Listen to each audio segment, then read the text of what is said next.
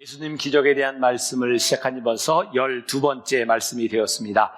오늘 말씀의 제목은 믿음이 없는 곳에서 시작된 기적입니다. 아마 우리들에게 소망이 될 수 있고요. 믿음 없음에도 하나님이 우리를 이렇게 인도하시는구나 라는 것을 한번 생각해 볼 수 있는 부분입니다. 오늘 말씀은 변화산과 연결이 되어 있습니다. 우리 변화산 기억나시죠? 다볼산에서 예수님이 변형되셨던 예수님이 이제 세상에 내려오신 거예요. 예수님의 변화된 모습을 보고 내려왔던 제자들 당황스러운 거죠. 귀신 들린 자를 또 만나게 되었고 꿈 같은 시간들이 다 지나가 버렸어요. 우리의 삶이라고 하는 것은 우리의 인생은 늘 그렇습니다. 우리가 은혜를 받는다고, 우리들이 예배를 드리고 새로운 사람이 된다고, 우리들이 성령을 체험한다고 세상이 바뀌는 것은 아닙니다. 변화된 우리가 가야 되는 세상이 우리들에게 있는 거죠. 이것이 우리의 인생이고요. 예수님이 제자들과 함께 내려왔을 때 거기에서 변론하고 있는 사람들을 만나게 됩니다. 예수님이 없는 변론의 현장이죠. 오늘 본문 말씀, 오늘 우리가 읽지는 않았는데 그 앞에 14절부터 있는 말씀을 보면 이에 그들이 제자들에게 와서 보니 큰 무리가 그들을 둘러싸고 서기관들이 그들과 더불어 뭐해요? 변론하고 있더라. 온 무리가 곧 예수를 보고 매우 놀라며 달려와 문안하거늘 예수께서 물으시되 너희가 무엇을 그들과 뭐해요? 변론하느냐. 이게 굉장히 고상한 언어로 이렇게 표현되어 있지만 사실 이게 변론이라기보다는 영어 성경 표현에 나와 있는 arguing이라고 하는 말이 더 적합할 것 같아요. 논쟁하고 있는 거예요. 어쩌면 싸우고 있는 거예요. 이유는 뭐냐면 너희들이 왜 귀신 들린 자를 못 고치냐 그 말입니다. 왜 이렇게 따지게 되었을까요? 오늘 제자들이 귀신을 고치는 그런 일을 감당하게 된 이유는 마가복음 6장에 있었던 사건과 연결이 되는데 예수님께서 12제자를 둘씩 보내시며 귀신을 제어하는 권능을 주셨어요. 그러니까 지금 여기에 찾아와서 제자들에게 귀신 들린 아들을 고쳐주세요라고 하는 사람들은 예수님께 찾아온 사람들이 아닙니다. 예수님의 제자들을 찾아온 거예요. 근데 예수님의 제자들이 고치지 못하고 변론하고 논쟁하고 있는데 예수님께서 오신 거죠. 논쟁의 이유는 왜 제자들이 귀신을 내쫓는 일을 다시 하지 못하냐? 지금 그런 말이에요. 18절 보면 귀신이 어디서든지 그를 잡으면 거꾸러져 거품을 흘리며 이를 갈며 그리고 파리해지는지라 내가 선생님의 제자들에게 내쫓아달라 하였으나 그들이 능히 하지 못하더이다. 자, 제자들을 신뢰했지만 그들이 이것을 못했습니다. 그리고 예수님께 이야기하는 거예요. 그랬더니 예수님께서 제자들을 질책하세요. 19절 대답하여 이르시되 믿음이 없는 세대여 내가 얼마나 너희와 함께 있으며 얼마나 너희에게 참으리요 그를 내게로 데려오라 하시매.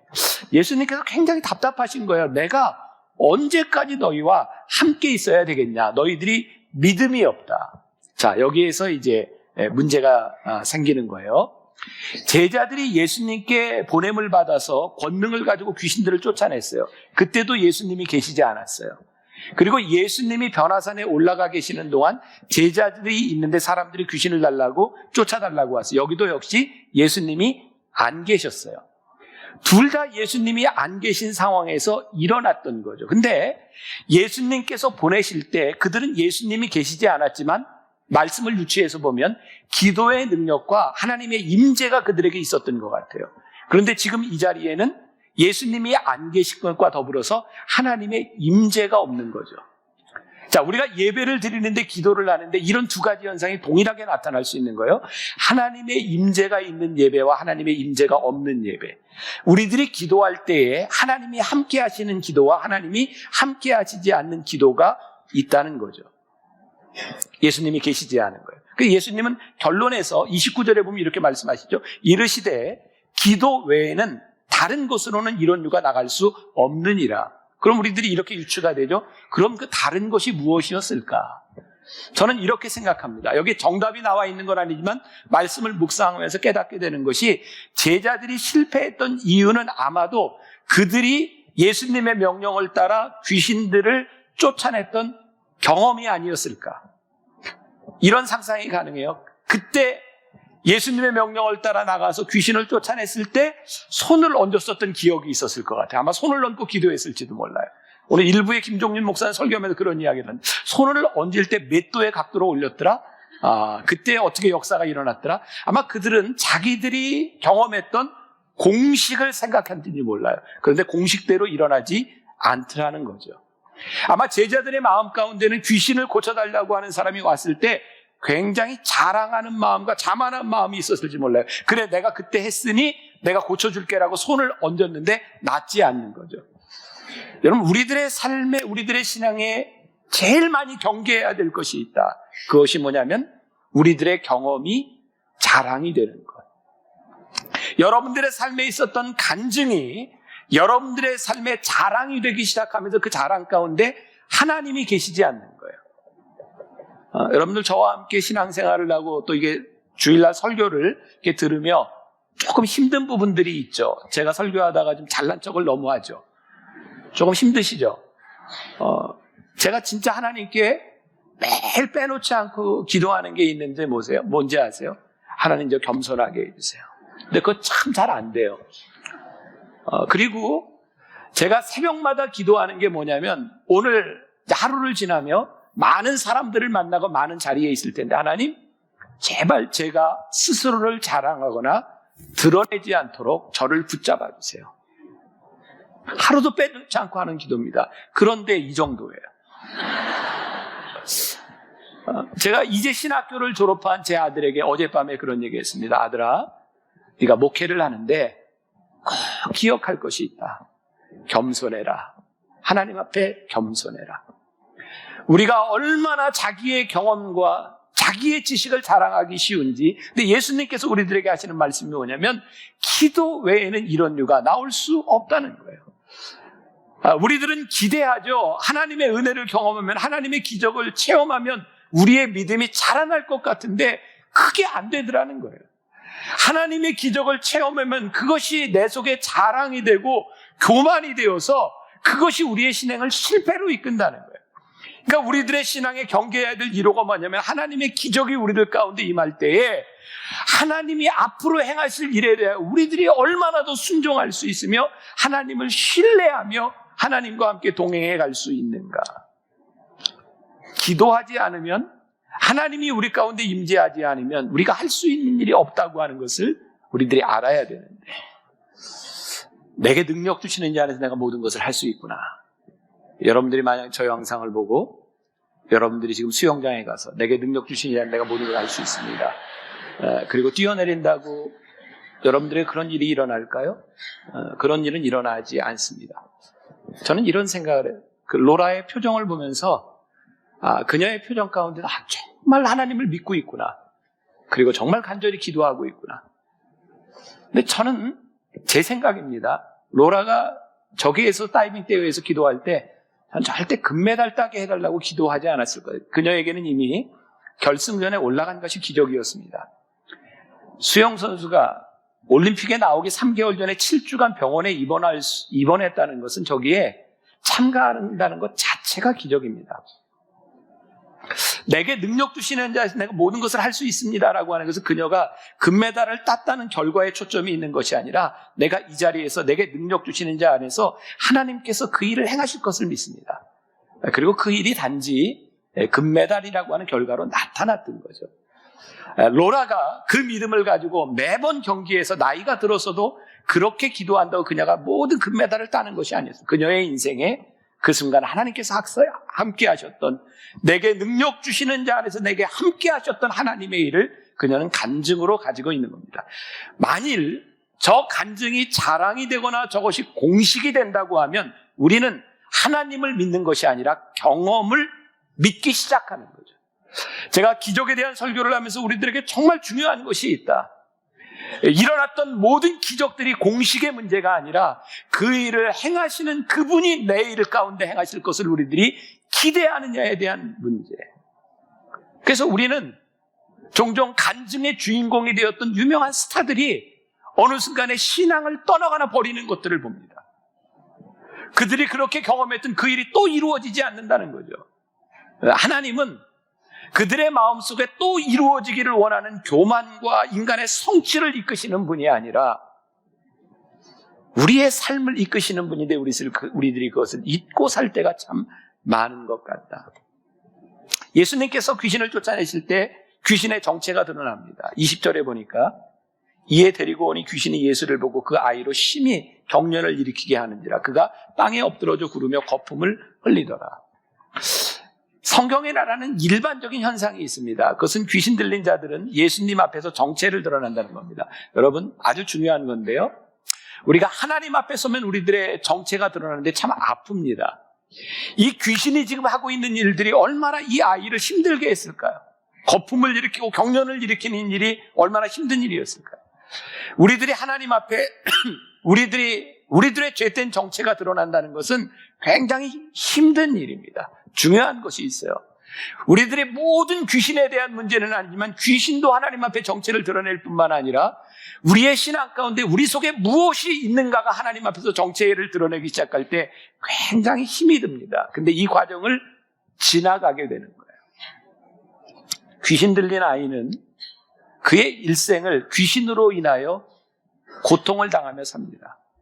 오늘 우리들에게 중요한 신앙의 도전이 있는데 여러분들이 가슴에 품고 있는 것으로 여러분들의 인생을 살고 있다는 거예요. 저는 만나교회 목회를 시작하던 초창기 소위 한국 목회자 중에 early adopter라고 하는 이야기를 들었던 사람입니다. 모든 새로운 기기들 제가 먼저 써보고 또 한국 교회에 또 알리고 이런 온라인상에 일어나는 SNS도 제가 제일 먼저 시작을 하고 우리 교회에서 제일 먼저 팟캐스트 서비스도 하고 뭐 그런 교회입니다. 요즘은 제가 따라가지를 못해요.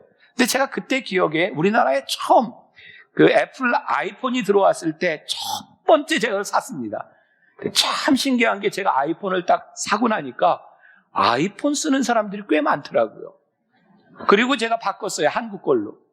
한국 걸로 딱 쓰는 순간 정말 신기하게도 제 눈에 그 제품 쓰는 사람이 꽤 되더라고요. 저도 지금까지 살아오면서 차를 몇 번 이렇게 바꿔봤습니다. 차를 바꾸고 나잖아요. 어쩌면 내 차와 똑같은 차가 그렇게 많아요? 여러분 그런 경험 없으세요? 참 신기하죠? 내가 가지고 있는 경험과 내가 무엇을 하는 것들이 그대로 세상 속에서 관심을 가지고 보여져요. 제가 지난번 해외에 갔다 오면서 비행기에서 봤던 영화인데 Hidden Figures라고 하는 영화가 있습니다. 여러분들도 그냥 목사님 맨날 비행기에서 영화만 봐 이렇게 생각하지 마세요. 영화도 봤어요.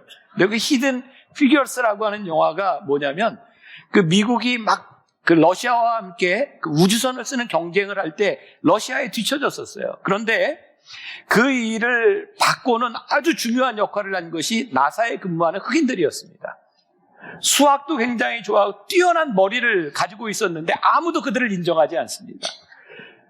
문제를 풀지 못하는데 그 문제를 푸는 것이 흑인들이었음에도 불구하고 인정을 하지 않는데 왜 그랬을까? 그들은 흑인을 멸시했어요.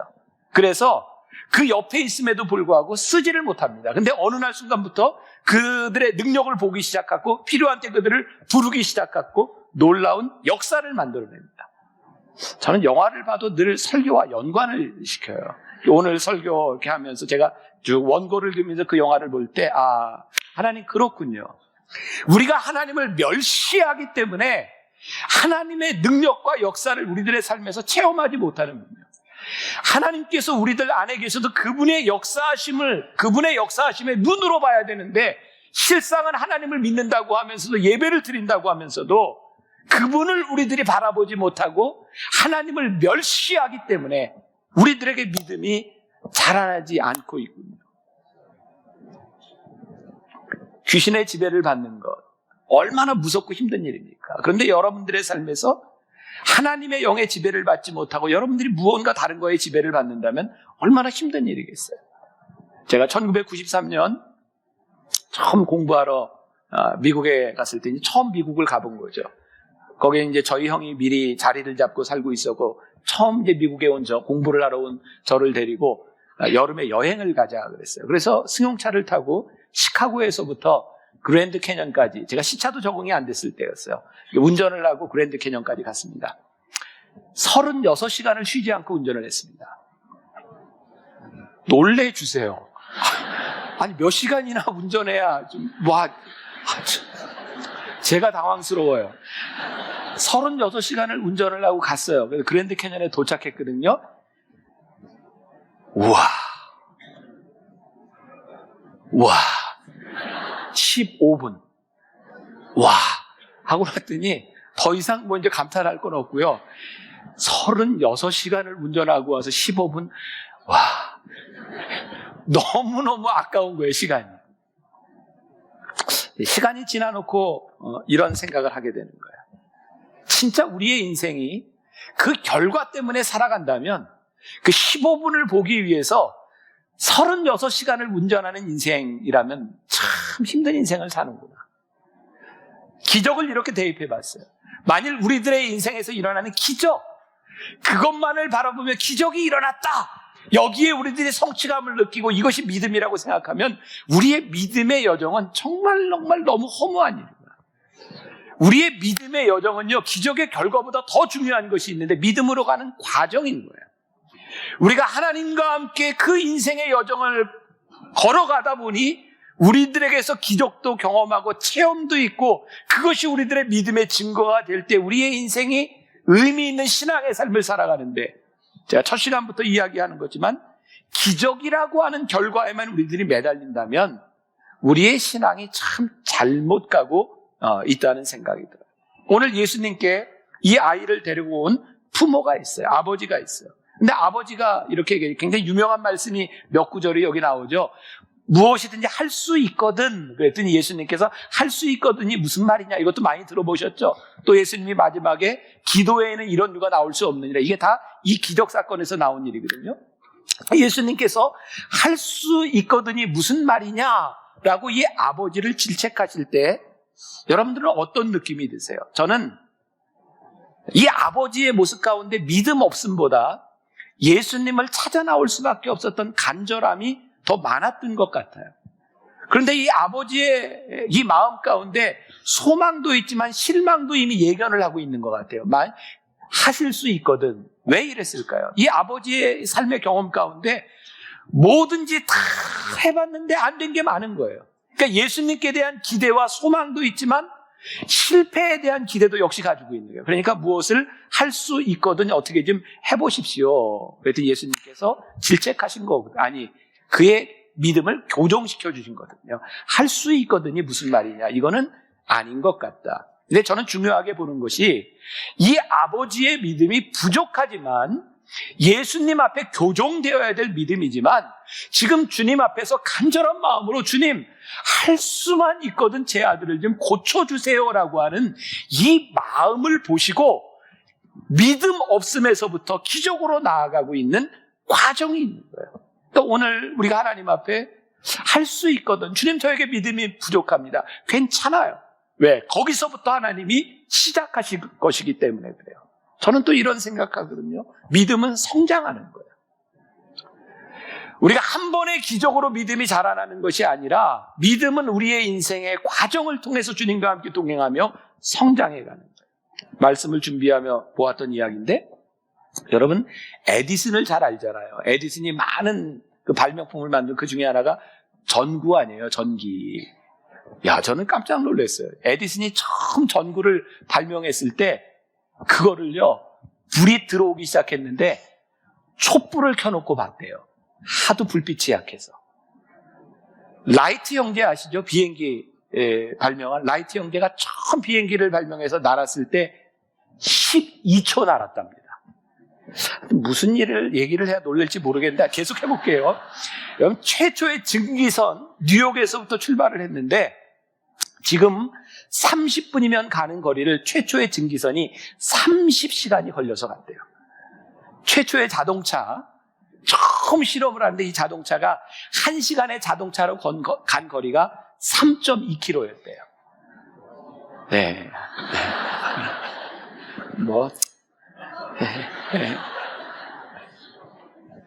참 미약하게 시작했는데 와, 세상이 이렇게 변해가는 거.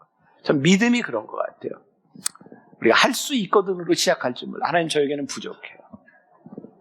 그러나 하나님께서 이 과정을 통해서 우리를 이끌어 주실 것이기 때문에 주님, 우리가 하나님 앞에 오늘 기도하는 것이 있는데 저의 믿음 없음을 도와주세요. 오늘 24절, 곧 그 아이의 아버지가 소리를 질러 이르되 내가 믿나이다. 나의 믿음 없는 것을 도와주소서 하더라. 지금 이 아버지가 예수님의 질책을 듣고 믿음은 그런 게 아니니라, 만일이 아니니라, 믿는 자에게는 능치 못함이 없느니라 라는 말씀을 듣더니 이 아버지가 주님, 저를 도와주세요. 나의 믿음 없는 것을 도와주세요.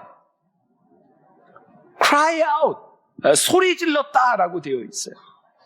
자, 보세요. 이 아버지의 모습, 아버지가 좀 예수님을 찾아왔을 때 양다리를 걸치고 있었던 거예요. 소망도 있지만 이게 안 되면 이렇게 좀 해보겠습니다. 아마 우리의 본성이요, 하나님을 믿으면서 늘 이렇게 양다리를 걸치고 있는 것 같아요. 이렇게 한번 기도해보다가 안 되면 이렇게 좀 해보죠. 예수님께서는 그것은 믿음이 아니다.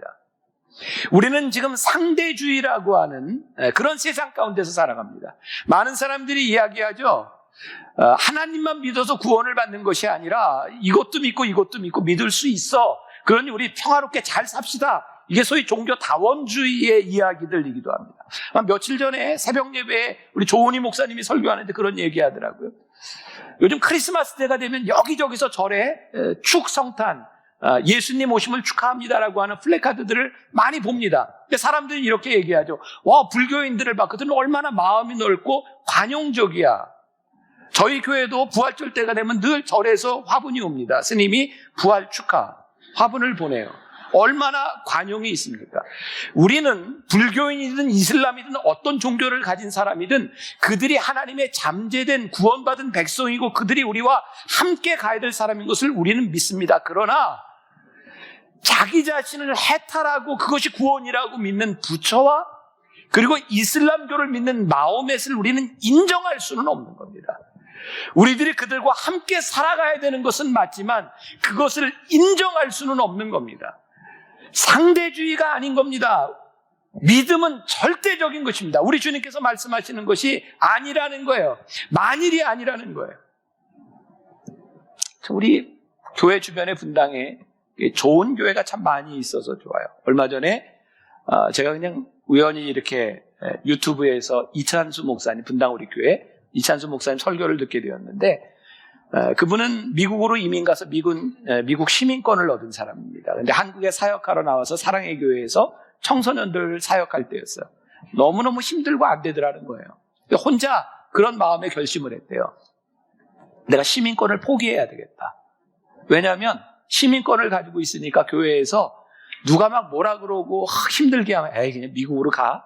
이런 생각이 늘 들었다는 거죠. 그래서 시민권을 포기하려고 서류를 가지고 미 대사관을 가는데 그 길이 그렇게 멀더래요. 아무튼 가서 그 시민권 포기 서류를 내는데 직원이 묻더래요. 진짜 포기할 거냐? 이거 포기하면 다시는 시민권을 회복하지 못한다고. 근데 거기에 서류를 놓고 나오는데 별 생각이 다 들더라는 거예요. 근데 시민권을 딱 포기하고 나서부터 목회가 되더라는 거예요.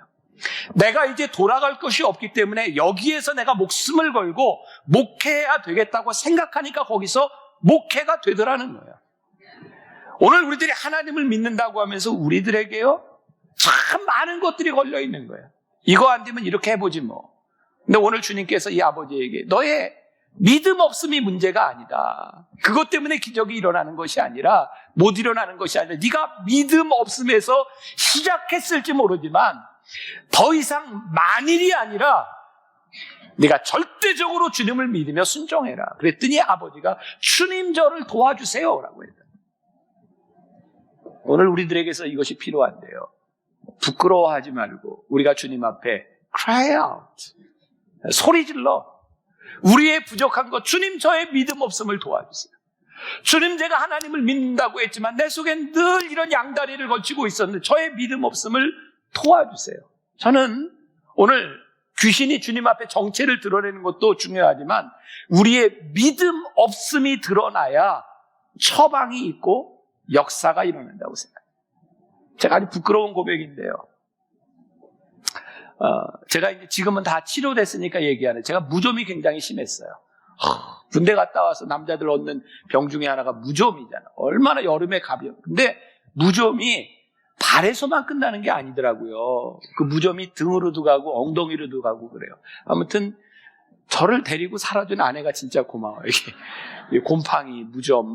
근데 이게 제가 신방을 할 때 여름이 되면 막 이렇게 짓무르고 막 가렵고 정말 미치겠어요. 근데 이걸 치료를 해야 되는데 분당에서는 병원을 못 가겠는 거예요. 이거를 다 내리고 이제 보여야 되는데 특히 이제 우리 교인한테는 못 가겠고, 그래서 그때 대전에서 영성훈련을 할 때였는데 제가 일찍 시간을 내서 영성훈련을 또 해야 되는데 이게 치료를 해 너무 가렵고 그래서 이제 대전에 있는 피부과를 제가 찾아갔어요.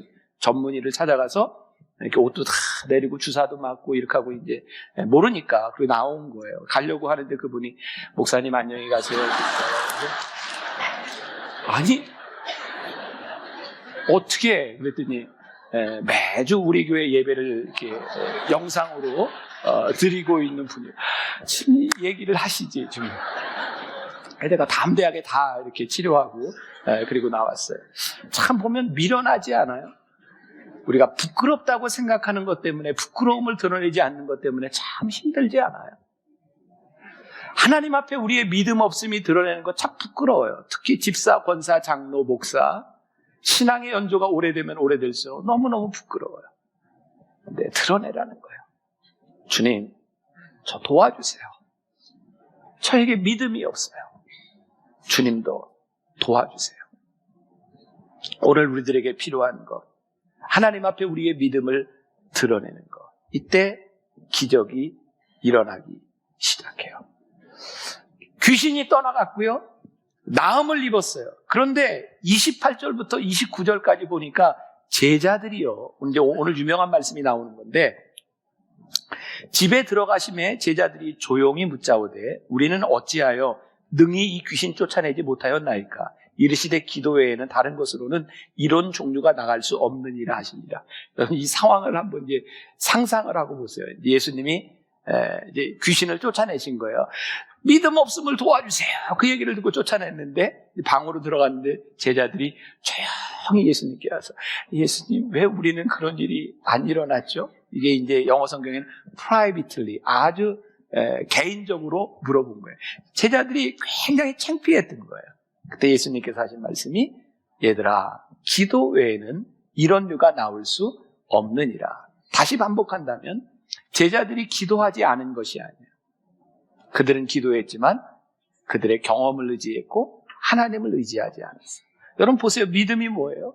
우리가 만일 하나님을 정말 믿고 신뢰한다면 우리의 기도가 능력이 있어요. 왜? 하나님을 믿기 때문이에요. 근데 우리는 하나님께 기도할 때 우리들이 답을 가지고 있어요. 하나님 이렇게 해주세요. 그래서 부르짖어 기도하기는 하는데 하나님을 믿지 않아요. 하나님을 신뢰하지 않아요. 내 방법이 최고라고 믿어요. 그래서 우리는 내가 생각하는 이 방법이 안 될 수도 있다고 생각해요. 그래서 할 수 있거든.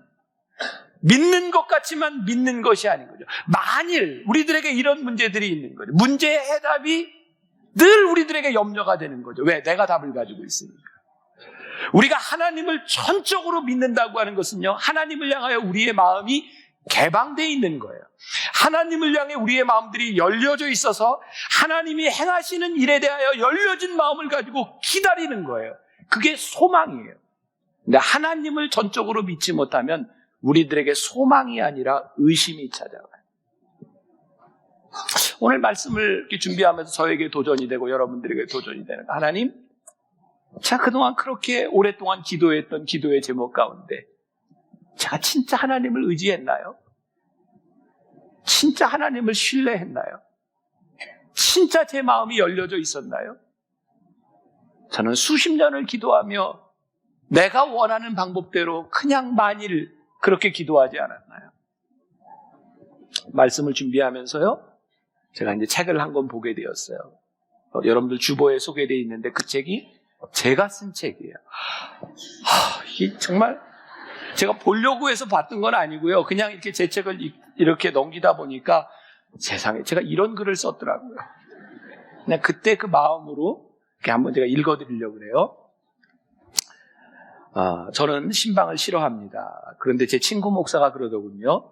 신방을 안 하는 목사가 목사냐? 그래 종종 저는 목사 될 자격이 없는 사람이 목사가 되었다는 생각을 합니다. 신방이 힘든 이유는 좋은 일보다는 힘든 일들이 많기 때문입니다. 만나교회 담임이 된 이후에는 더 그랬던 것 같습니다. 아주 심각한 문제가 있든지 혹은 암병동이 아니면 신방을 잘 하지 않았으니까요. 신방을 다녀오면 참 힘이 듭니다. 그들의 아픔을 외면할 수도 없고 그렇다고 제가 그 문제를 해결해 줄 수 있는 능력도 있는 것이 아니니까요. 그래서 신방을 하고 나면 마음이 오래도록 아프죠. 언제부터인가 신방을 가지 말아야겠다는 생각이 들었습니다. 저 스스로 견딜 만한 힘이 부족하기 때문입니다. 그럼에도 불구하고 신방을 안 할 수는 없습니다. 신방을 요청하는 사람들이 얼마나 절박할까 하는 마음을 헤아리기 때문입니다. 그래도 신방을 하고 나면 마음이 아픈 것은 어쩔 수 없습니다. 제 마음이 아파서 의사와 상담을 한 적이 있습니다. 목사님, 힘들고 어려운 이야기를 들으면 목사님 가슴속에 담아두지 말고 바로 하나님께 넘기세요. 목사보다 더 목사다운 말로 제가 상담해 주었습니다. 이론적으로는 맞는 말인데 저에게는 잘 되지 않는 처방입니다. 교회가 커지면서 점점 더 어려운 이야기를 많이 듣습니다. 그 일을 해결할 수 없다는 것이, 그 선택을 내가 해야 한다는 것이 참 힘이 듭니다. 그래서 기도합니다. 문제를 해결할 수 있는 능력을 주시든지 돈을 주시든지 힘들어하는 마음을 주시지 말든지 결국 성령님께서 주시는 마음에 순종하려고 기도합니다. 성령님께서 주시는 마음, 목회에 축복을 주셔서 누군가를 도울 수 있도록 하신 것이 감사한데 그게 그렇게 힘이 듭니다. 최선을 다해도 내가 돕지 못할 사람 때문에 마음이 아플 수밖에 없습니다. 계속해서 마음이 아픈 이유는 믿음이 부족하기 때문입니다. 하나님께서 하실 일조차 내가 다 지고 가려는 마음이야말로 믿음에서 한참 벗어난 것이겠지요. 이래저래 목회는 부담으로 하는 일인 듯합니다. 아무리 싫어해도 해야 할 일 때문에 말입니다. 은혜가 바닥나면 은혜를 채워서라도 해야 하는 일들입니다. 내가 남들보다 가진 것이 많다는 것은 축복이 아닙니다. 누군가 우리 주변에 필요로 하는 사람이 있는 한 그것은 부담입니다. 그 부담으로 인해 오늘 새벽에도 마음이 아프네요. 그래서 이제는 조금 믿음을 더해 기도합니다. 하나님, 알아서 좀 하세요, 좀. 제가 그렇게 그래야 행복합니다. 라는 책에 있었던 글입니다. 기도가 우리가 바라는 것이 되어버리면 우리는 늘 힘이 들어요. 왜? 내가 할 수 없기 때문이죠. 내가 다 감당할 수 없기 때문이죠. 그런데 기도가 하나님이 하시는 일이라는 확신이 들면 우리는 그때부터 하나님께 맡길 수 있을 것 같아요. 하나님, 알아서 하세요. 하나님 알아서 하세요라고 하는 것이 우리들이 아무것도 하지 않는다고 하는 것이 아니라 하나님을 믿기 때문에 하나님 앞에 우리의 문제를 다 내려놓을게요. 하나님을 믿는데 행하실 방법을 우리들이 알지 못하지만 그것이 기대가 되는 거예요. 우리는 몰라요. 근데 기대가 되는 거예요. 왜? 하나님을 믿기 때문이죠. 우리가 기대하는 방법을 알고 기대하는 방법대로 기도하면 우리들에게 소망이 끊어져요. 왜? 우리의 기대대로 되지 않으면 하나님이 우리들에게 보이지 않아요. 이스라엘 백성이 출애굽할 때 이 홍해 사건은 늘 기가 막힌 믿음의 고백이죠. 홍해를 가르기 전에 모세는 이야기합니다. 여호와께서 너희를 위하여 싸우시리니 너희는 가만히 있을지니라. 하나님께서 너희들에게 어떻게 행하시는지를 보라는 거예요. 다시 우리 아까 보았던 영상으로 돌아가 봐요. 로라 윌킨슨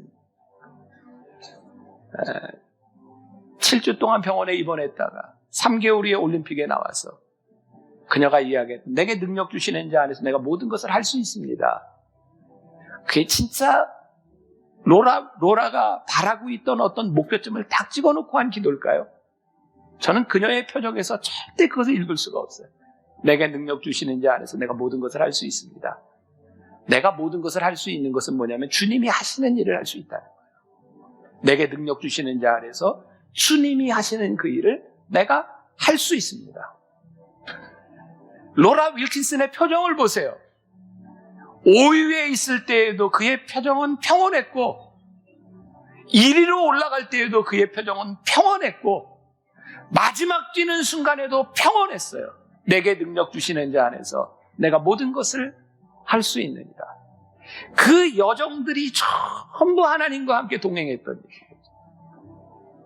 여러분들의 삶에 하나님이 선하신 분, God is good all the time. 모든 우리들의 삶에 선하신 하나님은 우리들이 하나님을 전적으로 믿기 때문이에요. 만일이 아니라 주님, 우리의 믿음 없음을 도와주세요. 제가 주님을 믿고 나아갑니다.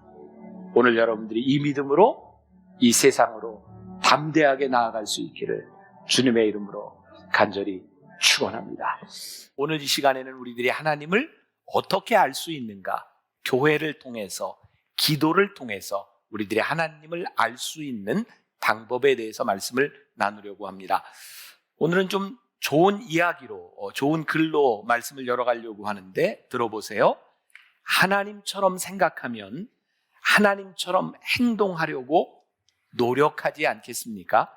하나님의 뜻이 우리 가운데 들어오면 우리가 하나님의 일을 하지 않겠습니까? 감동이 되신 걸로 믿겠습니다. 하나님처럼 생각하면 하나님처럼 행동하지 않겠습니까? 우리들에게서 하나님이 멀어지는 이유 가운데 하나는 우리들이 하나님처럼 생각하지 않으려고 하고 하나님을 묵상하지 않는다는 것입니다. 하나님은 여러 가지를 통해서 우리들에게 하나님을 알 수 있는 지식을 주셨어요. 그 중에 하나가 교회고 또 하나는 기도입니다. 교회를 통해 우리들이 하나님을 알 수 있다고 하는 것은 무슨 의미일까? 여러분, 이 교회는 하나님께서 세워주신 공동체입니다. 그런데 이 교회는 분명한 목적을 가지고 있어요. 하나님이 이 교회를 세워주신 중요한 목적은 이 교회를 통하여 하나님이 드러날 수 있도록 교회를 세워주셨어요. 여러분, 인류 최초의 교회는 예수님의 부활을 기념하여 모인 사람들의 공동체가 교회입니다. 우리가 잘 알아야 되는데 교회의 정체성에 대해서, 교회는 온전하거나 완전한 공동체가 아닙니다. 그러나 불완전함에도 불구하고 이 교회를 통하여 온전하신 하나님이 나타나야 되는 것입니다. 제가 얼마 전에 글을 쓰면서 정말 제가 마음이 아픈 것 중에 하나가 이 교회에 대한 세상의 비난뿐만 아니라 우리들 스스로 교회 안에 일어나는 일에 대한 부끄러움들입니다. 오래전에 제가 읽었던 나의 어머니 나의 교회여 라고 하는 책을 보면서 제가 많이 생각했던 것은 교회는 우리의 어머니라는 거예요. 여러분들의 어머니를 생각해 보세요. 여러분들의 어머니는 여러분들의 인생에 자랑스러운 것만 가지고 있나요? 우리의 어머니를 생각한다고 하는 것은 내가 어머니로부터 나왔다는 거예요. 우리가 오늘 이 예배 공동체에서 예배를 드릴 수 있는 것은 어머니 같은 교회를 통하여 오늘 이 자리에 앉아 있습니다. 그런데 그 어머니의 모습이 우리의 마음에 들지 않을 때도, 세상에서 비난을 받을 때도 있어요. 그러나 그 어머니를 우리들이 껴안고 그 어머니를 보호해야 되는 것은 그 어머니에게서 나온 자식들이기도 합니다. 저는 오늘 이 교회를 통하여, 하나님이 세워진 교회를 통하여 우리들이 어떻게 하나님의 음성을 들으며 이 교회를 우리들이 보호할 수 있을까? 교회는 건물을 이야기하는 것이 아니라는 것을 여러분들에게 누차에 걸쳐서 말씀드렸습니다. 여러분들이 교회를 건물로 보려고 한다면 이 건물을 통해서 하나님을 볼 수는 없습니다. 교회는 하나님께서 인류에게, 크리스찬들에게 세워주신 좋은 믿음의 전통입니다. 건물로서가 아니라 이 교회를 통하여 신앙생활했던 우리 믿음의 선배들을 통하여, 그들이 걸어왔던 발걸음을 통하여 우리는 하나님의 모습을 발견하게 됩니다. 제가 몇 주 전에 미얀마에 갔다가 좀 인상적인 호수를 한 군데 가게 되었는데, 그 도시 전체가 다 이렇게 수상가옥으로 이렇게 호수로 되어 있는데 그 호수 주변에만 50만 명이 넘는 사람들이 산대요. 그런데 그 호수 주변에 보면, 유심히 보면 이렇게 폴대들이 이렇게 중간중간 꽂혀 있습니다. 거기에 빨간 것으로 금이가 있어요. 제가 그냥 추측할 수 있을 것 같아요. 아마 비가 많이 오면 이 지역이 물로, 홍수로 다 뒤덮일 때 배를 타고 늘 가는데 뱃길이 어디인지를 알 수 있는 것은 그 폴대를 보면서 압니다. 제가 예전에 일본에 눈이 많이 오는 지역에 갔을 때도 예외 없이 길가에 긴 그 대나무로 폴대를 세우는 걸 보게 되었어요. 얼마나 눈이 많이 오는지, 사람들이 길이 어딘지 전혀 알 수 없는 때 그 꼴대를 보고 사람들은 운전을 합니다. 여러분, 우리가 신앙생활을 하면서 때때로 우리는 길이 보이지 않을 때가 있습니다. 내가 어떻게 살아야 되지? 내 신앙이 옳은지 그른지 알 수 없을 때가 많이 있습니다. 근데 하나님께서는요, 우리에게 2000년 전통을 통해서 우리 믿음의 선조들이 걸었던 길을 교회를 통해서 보여주세요.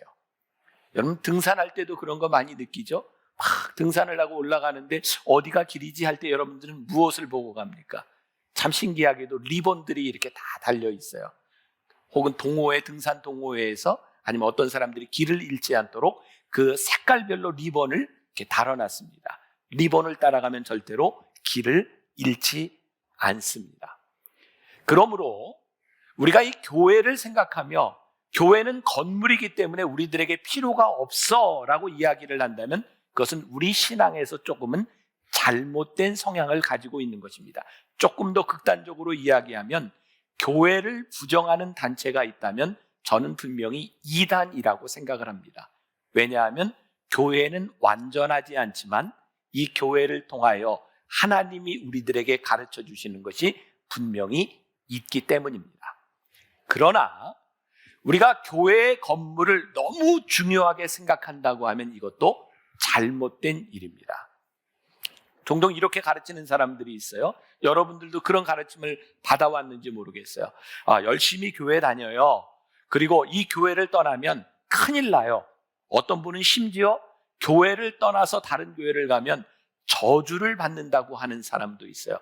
이것은 아주 잘못된 일입니다. 교회는 세워진 건물이 교회가 아니라 하나님이 세워진 교회에서 하나님의 역사가 일어나는 모든 것이 교회이기 때문에 여러분들이 만나 교회를 다니고 있지만 다른 교회를 간다고 해서 여러분들의 신앙이 잘못되는 것은 아닙니다. 그러나 우리들이 온전한 올바른 교회를 찾아가야 되는 것이죠.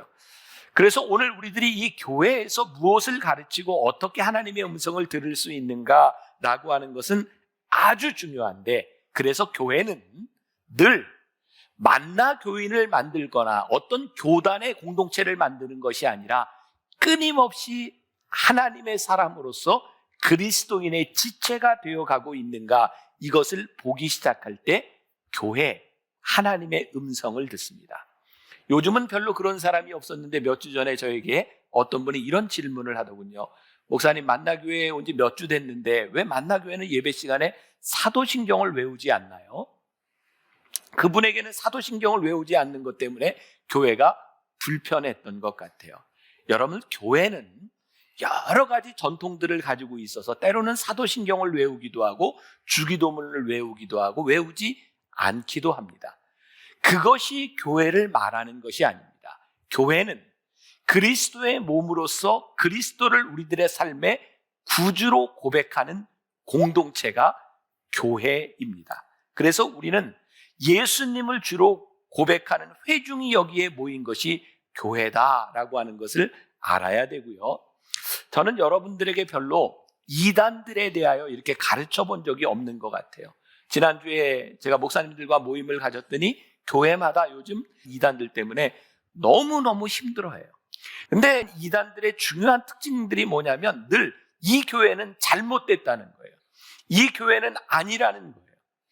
참다운 교회는요, 참다운 신앙인들은 이 교회는 아니다라고 지적하는 것이 아니라 이 교회에 진실한 기독 그리스도인의 몸이 세워졌느냐를 증명하는 것이 교회입니다. 물론 제가 여러분들에게 가르쳐야 하지만 저는 우리 교회에서 어떤 이단들에 대한 이야기를 하거나 잘못된 것을 드러내는 것보다 더 중요한 것이 여러분들이 이 교회 공동체에서 어떻게 하나님의 사람으로 하나님의 음성을 듣는 것이 중요한 것인가를 알아야 된다고 생각해요. 그럼 저는 교회에서 정말 우리들에게 중요한 것은 이단들을 드러내는 일도 참 중요한데 하나님이 왜 우리를 교회로 부르셔서 이 교회에서 하나님이 우리들에게 주시는 음성이 무엇인지를 분명히 붙들고 있다면 어떤 누가 와서 우리들에게 이야기한다 할지라도 우리들이 흔들리지 않을 수 있다고 생각해요. 오늘 본문 말씀에 보니까 에베소서 4장 11절과 12절에 제가 다시 한번 봉독할게요. 그가 어떤 사람은 사도로, 어떤 사람은 선지자로, 어떤 사람은 복음 전하는 자로, 어떤 사람은 목사와 교사로 삼으셨으니 이는 성도를 온전하게 하여 봉사의 일을 하게 하며 그리스도의 몸을 세우려 하심이라. 교회는 부르심이 다 틀리다는 거예요. 개인적인 부르심뿐만 아니라 교회에 대한 부르심도 틀려요. 그래서 우리들이 그 다른 부르심 가운데 있는 그 교회를 보며 우리들이 어떻게 서로 온전한 성도의 몸을 세워가려는가, 이것이 하나님이 교회를 세우신 목적인데 나와 부르심이 다르다고 그 교회를 헐뜯고 허무는 일을 한다고 하면 이것은 잘못된 일인 것입니다. 그러니까 우리는 교회는 왜 불리움을 받고 하나님이 무엇을 말씀하시는지를 우리들이 분명히 알아야 되는 거죠. 제가 읽었던 후안 카를로스 오르테즈 목사님의 책 중에 긴 제목의 책이 있습니다. 우리는 아무렇게나 나뒹굴고 있는 벽돌더미가 되어서는 안 됩니다. 이게 책 제목이에요. 외우려고는 하지 마세요. 네. 이 책에 이런 내용이 나와요. 성도가 그리스도의 몸의 다른 지체를 비난한다면 그것은 자기 자신에게 주먹질하는 것이나 다름없습니다. 우리가 장로교인들을 비판한다면 그것은 우리 자신을 비판하는 것입니다. 우리가 오순절교회의 교인을 비판한다면 그것도 우리 자신에게 발길질하는 것입니다. 그 다음 중요한 얘기입니다. 상처 입은 성도를 죽이는 자는 일반 세상 사람이 아니라 바로 다른 그리스도인입니다. 어떤 성도가 타락하면 우리는 그를 죽입니다. 사탄은 결코 그리스도인들을 죽이지 못합니다. 다만 상처만 입힐 뿐입니다. 상처 입은 성도를 죽이는 자는 바로 그리스도인입니다. 그러나 우리가 한 몸이라는 사실을 보다 확고하게 유념해야 합니다. 때로 우리는 하지만 그 형제가 나에게 상처를 입혔어 라고 말합니다. 사실 우리 몸이 그러한 상황에 처한 경우를 자주 보게 됩니다. 예컨대 이가 혀를 무는 경우입니다. 그러나 그렇게 한다고 해서 혀가 벤치 가져와 이를 빼버리게 라고 말하지 않습니다. 혀는 이와 함께 한 몸을 이루고 있기 때문입니다. 그래서 혀는 이가 아무리 자신에게 상처를 입히더라도 화를 내거나 반발하지 않습니다. 이 역시 몸에 필요한 부분이라는 것을 잘 알고 있기 때문입니다. 그래서 혀는 이를 용서합니다. 언제나 말입니다. 우리를 온전한 몸으로 불러주셨다고 하는 것은요, 상처 입은 그리스도인들에 대하여 우리들이 어떻게 해야 될까를 분명하게 말씀하고 있는 겁니다. 세상은 죄를 지은 자들과 우리 공동체의 잘못된 자들에 대하여 비난합니다. 그러나 교회는 다른 관점으로 보아야 합니다. 상처 입은 사람들을 돌봐주어야 합니다. 그것이 우리를 교회로 부르신 이유입니다. 제가 오늘 정말 여러분들에게 간곡하게 부탁드리고 싶은 것이 있습니다. 우리 교회 공동체 안에서 누군가 상처를 입고 누군가 잘못하여 비난을 받고 있다고 하면 우리는 그 사람을 위하여 비난해야 될 것이 아니라 그 사람이 우리의 지체인 것을 알아야 합니다. 그것이 때로는 감싸는 것일 수도 있고 그것이 때로는 용서하는 것일 수도 있습니다. 그런데 하나님께서는 그 지체를 온전케 하라고 우리를 부르셨다는 거예요. 그것이 우리 공동체에 임하신 하나님의 음성입니다. 제가 지난 송구영신 예배를 드리기 전에 미장원에 가서 머리를 잘랐어요. 늘 가는 곳에 이렇게 머리를 자르고 나면 이렇게 머리를 감겨주는 아가씨 같은 아줌마가 있어요. 이제 그분한테 그래서 애는 몇 살이고 이렇게 이제 물어봤는데 6살 난 아이를 가지고 있어요.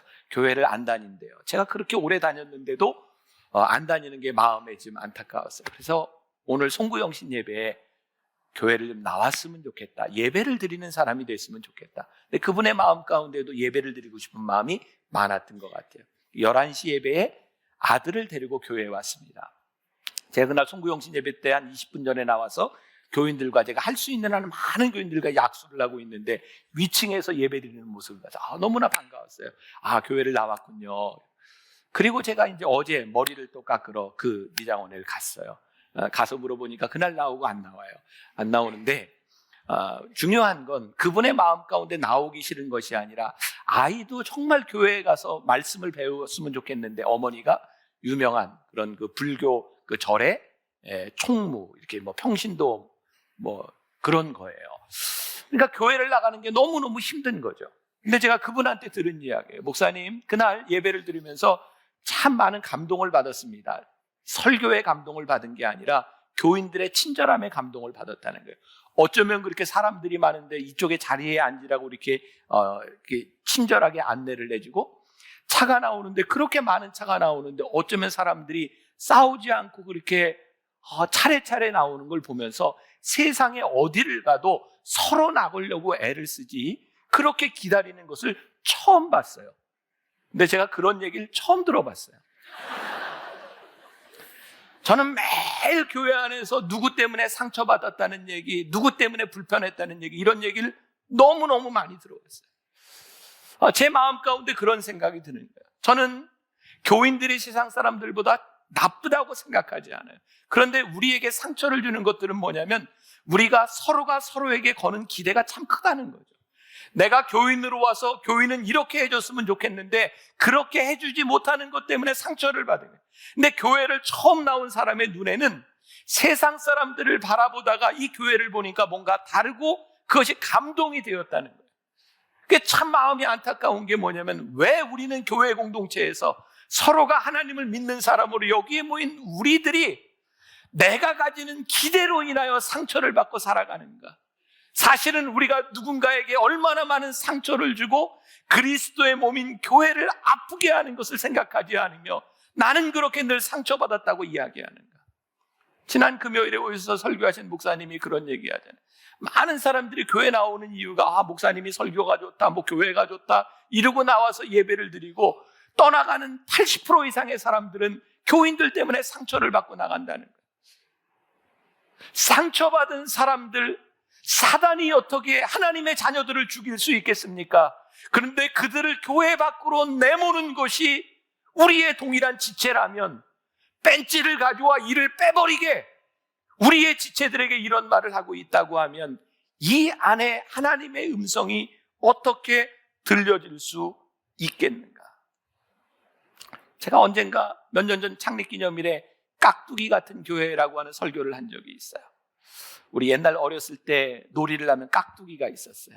이쪽에도 속하지 못하고 저쪽에도 속하지 못하고, 사람이 안 맞을 때도 그렇고 뭔가가 조금은 부족하고 불편해서 너는 깍두기 해.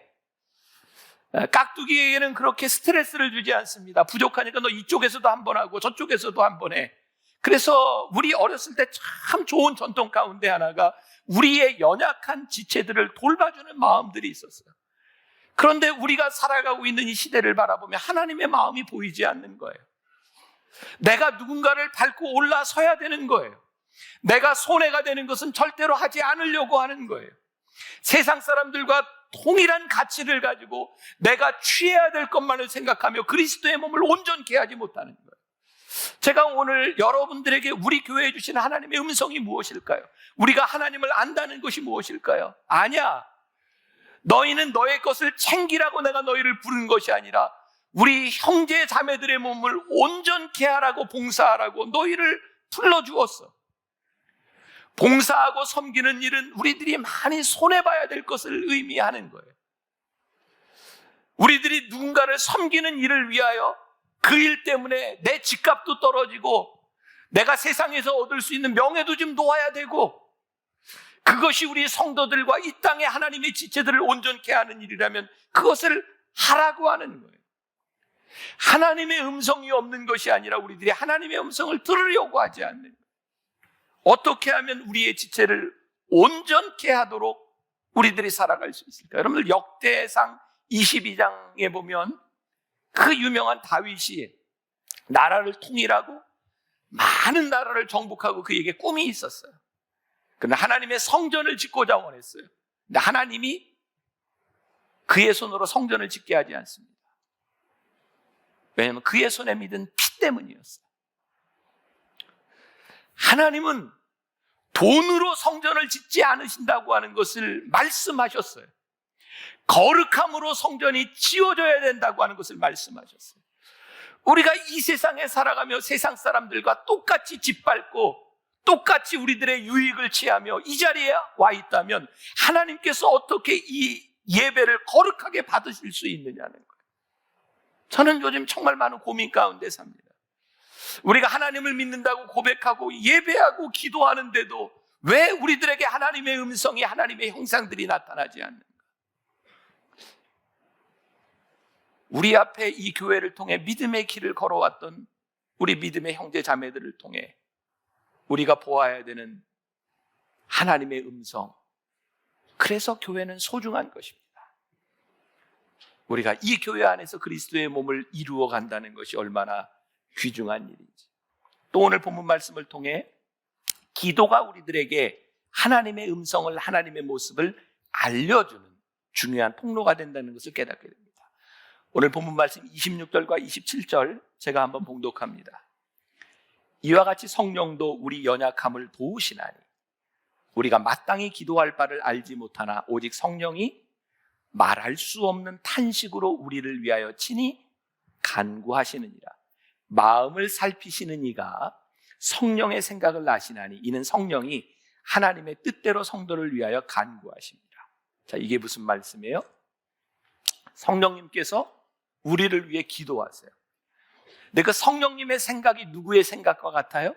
하나님의 생각과 같아요. 그러면 우리가 하나님을 아는 지식이라고 하는 것은 무엇일까요? 우리를 위해 기도하시는 성령님의 생각을 알기 시작할 때 우리는 하나님을 알아요.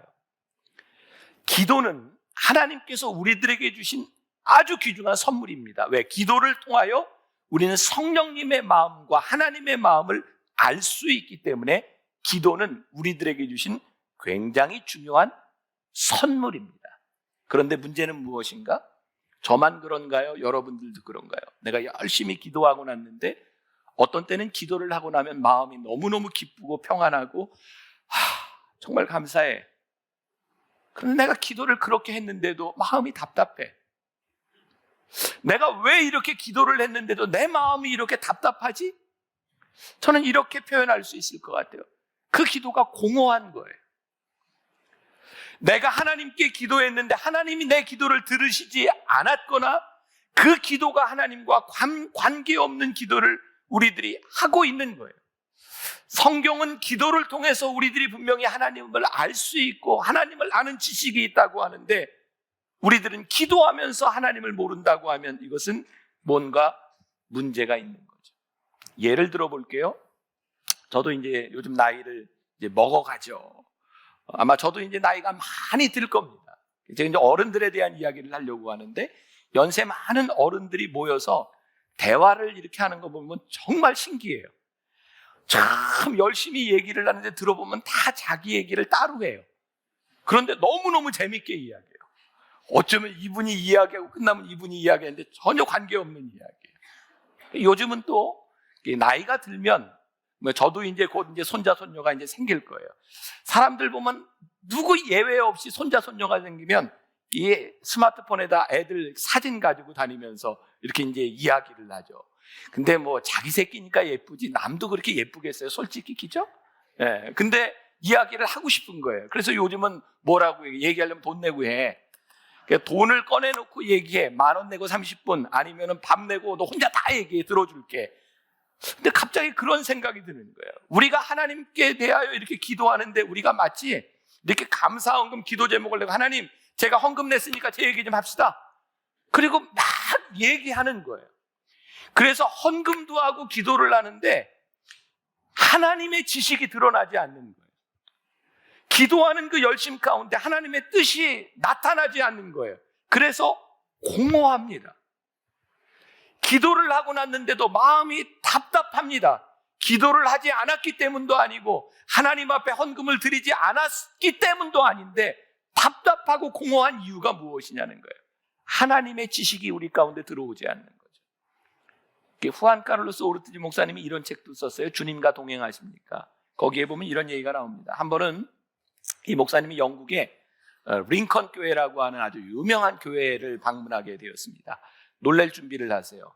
놀랄 준비하세요. 교회가 길이만 210m입니다. 네, 210m. 기도 탁 들어가는데 그 고딕 양식에 이 파이프 오르간이 있고 성가대들이 있고 너무 웅장한 그 모습을 바라보면서 이 목사님은 이렇게 생각했다. 이 교회에서 내가 정말 멋진 기도를 해야지. 그래서 하나님께 이렇게 기도했답니다. 오, 가장 높은 곳에 좌정에 계신 우리 하나님 아버지, 오늘 아침 제가 주의 존전에 나왔습니다. 이렇게 기도를 하는데 하나님이 이런 음성을, 닥쳐라 이놈아, 너 하루 종일 나와 함께 대화하고 나와 함께 여기 있더니 왜 갑자기 웬 가장 높은 곳에 좌정? 목사님이 깨닫게 된 거예요. 하나님은 이런 기도를 참 싫어하시는구나. 하나님은 우리와 대화하고 인격적이를 원하시지, 하나님은 그렇게 멀리 계신 분이 아닌데 우리는 하나님을 참 잘못 생각하고 있구나. 지난주에도 소개했던 헨리 블랙거비가 쓴 하나님을 경험하는 삶에 보면 기도에 대해 이런 이야기가 있어요. 참 좋습니다. 기도는 당신이 일방적으로 하나님께 아뢰기만 하는 것 이상입니다. 기도는 듣는 것도 포함됩니다. 사실 하나님이 기도 중에 말씀하시는 것이 당신이 말하는 것보다 훨씬 더 중요합니다. 기도는 관계성이지 하나의 종교 활동이 아닙니다. 하나님은 당신의 기도를 필요로 하지 않습니다. 그러나 하나님은 당신이 기도하기를 원하십니다. 기도하는 중에 하나님이 당신의 인생에서 당신의 인생을 통해 무엇을 하기 원하시는지를 알기 위해서 기도가 필요합니다. 설명해 볼까요? 우리가 하나님 앞에 1시간, 2시간 아무리 기도하고 내가 할 말을 다 뱉어놔도 하나님과의 관계가 형성이 안 된다는 거예요. 우리가 기도하고 우리를 향한 하나님의 음성을 들을 수 있도록 내 마음을 내려놓고, 기도는 하나님이 필요한 것이 아니라 하나님의 뜻을 알기 위하여 내가 하는 기도이기 때문에 그 기도 가운데 성령님이 원하시는 것이 무엇인지, 말씀이 우리들에게 주시는 지식이 무엇인지를 우리들이 고백하기 시작할 때 기도가 하나님과 우리들 사이에 인격적인 관계 속으로 들어가요. 기도의 주도권은 나에게 있는 것이 아니라 하나님께 있습니다. 성령이 우리를 위해 간구하실 때 우리들의 마음 가운데 기도하는 마음을 주시는 것은 아주 좋은 일입니다. Pray on. 우리들이 기도의 불을 켜자라고 변화산 기도를 시작하는 이 시간이 어쩌면 우리들에게는 성령님께서 우리들에게 예비하신 너무너무 중요한 시간일 수 있어요. 중요한 것은 이 기도의 주도권이 하나님에게서 시작됐고, 우리들이 하나님의 뜻을 알기 위하여 성령님의 마음을 알기 위하여 기도할 때에 하나님의 역사가 우리들 가운데서 나타나기 시작합니다. 26절 말씀에 이와 같이 성령도 우리 연약함을 도우시나니, 우리가 마땅히 기도할 바를 알지 못하나 오직 성령이 말할 수 없는 탄식으로 우리를 위하여 친히 간구하시느니라. 저는 이런 비유를 생각해 봤어요. 여러분들이 기도하지 않는 가운데, 여러분들이 모르는 가운데 주님께서 우리에게 주신 말씀이 뭐냐면, 성령께서 우리의 연약함을 도우시나니 말할 수 없는 탄식으로 우리를 위해 기도하고 계세요. 근데 문제는 뭔지 아세요? 성령님께서 우리를 위해 탄식하고 기도하시는 것을 우리들이 모른다는 거예요. 기도의 주도권을 하나님이 가지고 계신데 그것을 우리들이 어떻게 알 수 있어요? 기도는 우리를 위해 기도하시는 하나님과 우리를 위해 기도하시는 성령님의 기도를 깨닫게 하는 것이 우리의 기도입니다. 그래서 우리들이 기도할 때 하나님의 뜻이, 하나님의 지식이 우리 가운데 들어와요. 우리가 그동안 참 기도를 잘못 생각했다는 생각이 들어요. 또한 이렇게 비유할 수 있을 것 같아요. 제가 여러분들에게 편지를 보냈다고 합시다. 여러분들이 편지를 받았어요. 목사님이 나에게 편지를 보냈어. 글쎄, 편지를 보냈대요. 그것으로 끝. 뭐 해야 돼요? 읽어야죠. 근데 우리가 마치 그렇다는 거예요. 성령님께서 우리를 위해서 기도하신대, 간구하신대. 다 아셔. 끝. 우리들에게 무슨 유익이 있을까요? 성령님이 우리를 위해 간구하시는 것을 내가 알 수 있도록, 하나님의 마음이 무엇인지를 우리들이 알 수 있도록 기도하는 것. 그래서 기도는 정욕적이지 않아요. 욕심적이지 않아요. 시기와 질투로 기도하지 않아요. 기도하며 우리는 끊임없이 육신의 일을 도모하는 것이 아니라 하나님의 일을 생각하고 우리의 육신의 눈이 하나님의 생각으로 변화되는 거예요. 이 테레사 수녀가 멋진 말을 했어요. 어미하신 하나님 앞에서 말하는 사람이 마치 노예에게 말하듯 하고 말하는 태도가 부주의하고 마음에 떠오르는 대로 말하고 아무 생각 없이 말을 번복한다면 나는 그것을 기도라고 볼 수 없다. 하나님, 아무도 이렇게 기도하지 않도록 도와주세요. 가만히 생각해 보면 우리들이 하나님을 인격적으로 생각할 때 우리의 기도가 비로소 진실해져요. 그리고 기도 속으로 우리들이 깊이 들어갈 수 있어요. 그동안 한국교회는 많은 사람들에게 이런 기도를 가르쳤어요. 야곱의 기도. 야복나루에서 그의 형을 만나기 위해서 생명을 걸고 하나님과 씨름했던, 그의 환도뼈가 부러질 때까지 하나님 앞에 씨름했던 기도.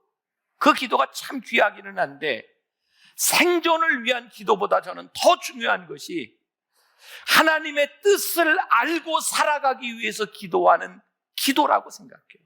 만일 여러분들이 생존의 문제를 놓고 기도한다면 야곱처럼 기도하십시오. 왜? 하나님이 그 기도를 들어주실 것입니다. 그러나 생존의 문제가 아닌 우리들이 하나님의 자녀로서 어떻게 살아가야 될지를 고민한다면 생존의 기도가 아니라 하나님의 지식이 내 안에 들어올 수 있도록 결단하는 삶을 살아갈 수 있도록 우리들이 그렇게 기도해야 합니다. 잘못된 기도의 유형 가운데 하나가 이런 것 같아요. 언젠가 그러니까 중국에서 만났던 저희 교인이 은혜를 받았대요. 저에게 비행기를 타고 오면서 이러자, 목사님, 하나님이 저에게 귀한 마음을 주셨는데 제가 한국에 가서 돈을 벌면 꼭 이 지하교회 중국인들을 위해서 교회를 세워줄 거예요. 참 신기하죠. 하나님이 주신 마음이 돈을 벌면인지 교회를 세우는 마음이 잘 불명확해요. 돈을 벌면 교회를 세우겠다는 마음을 주셨다는 거예요. 아주 헷갈려요. 그게 무슨 마음인지. 근데 그분이 어느 날 저에게 와서 이런 얘기를 하더라고요. 목사님, 기도하는 중에 하나님이 저에게 깨닫게 하셨어요. 제가 돈을 벌고 안 벌고에 대한 문제가 아니라 그곳에 지하 교인들을 위한 교회가 필요하다는 것을 하나님이 보게 하셨어요. 우리의 욕심이 하나님의 마음으로 바뀌어지는 순간입니다. 사랑하는 여러분, 혹시 여러분들은 우리의 욕심을 하나님의 뜻이라고 애써 변명하고 있지 않습니까? 하나님의 생각과 하나님의 마음이 우리들에게 분명히 들어오면 우리는 조건을 가지고 따지지 않습니다. 그것이 하나님의 뜻인가를 보기 시작합니다. 하나님의 뜻이 무엇인가를 보기 시작하고 그 뜻에 대하여 우리들의 마음을 열어놓기 시작하면 하나님이 일하십니다. 그러니까 우리 크리스찬들 가운데 하나님의 음성을 듣지 못하는, 하나님의 뜻대로 살지 못하는 참 많은 이유 가운데 하나가 뭐냐면 하나님께 기도하는데 내 욕심과 내 생각을 절대로 내려놓지 않는 거예요. 마가복음 2장에 보면 중풍병에 걸린 친구를 데리고 주님 앞에 좀 고쳐달라고 나갑니다. 그 친구들이 사람이 얼마나 많은지 지붕을 뜯어내고 거기에서 그 환자를 주님 앞에 이렇게 내려보냅니다. 이 친구가 나았으면 좋겠는 거예요. 그런데 예수님 앞에 내려갔더니 환자를 보고 예수님이 일어나라 이렇게 하지 않았습니다. 내 죄가 사함을 받았느니라. 그랬더니 놀랍게 이 중풍병자가 낫습니다. 하나님이 하시는 일은 우리의 계획과는 별개일 수 있습니다. 하나님은 우리를 위하여 하나님의 일을 행하십니다. 하나님, 제 문제를 가지고 나아갑니다. 하나님께서 내 병이 나았다라고 말씀하실지 내 죄를 사했다고 말씀하실지 그것은 하나님이 우리들에게 하시는 일입니다. 그래서 기도에 우리의 마음을 열고 하나님을 아는 지식 가운데로 우리들이 들어간다고 하는 것은 정말 놀라운 일입니다.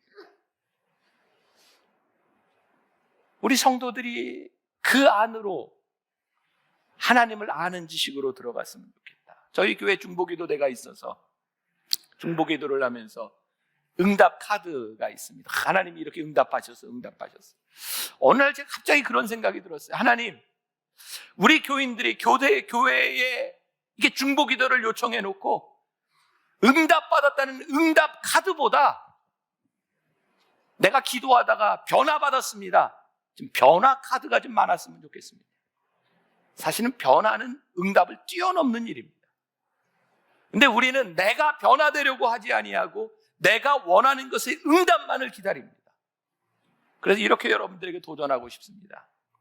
응답 카드보다 하나님 앞에서, 하나님을 아는 지식 앞에서 여러분들의 삶의 변화의 카드를 한번 적어봅시다. 이게 우리의 삶을 좀 바꿔놓는 놀라운 일이 아니겠는가. 제가 여러분들에게 정말 간곡히 부탁합니다. 말씀이 여러분들에게 흘러가는 것이 아니라 말씀이 여러분들에게 결단이 되어서 한 주를 말씀으로 살고 살다 이긴 간증을 가지고 이 자리에 나오셔야 합니다.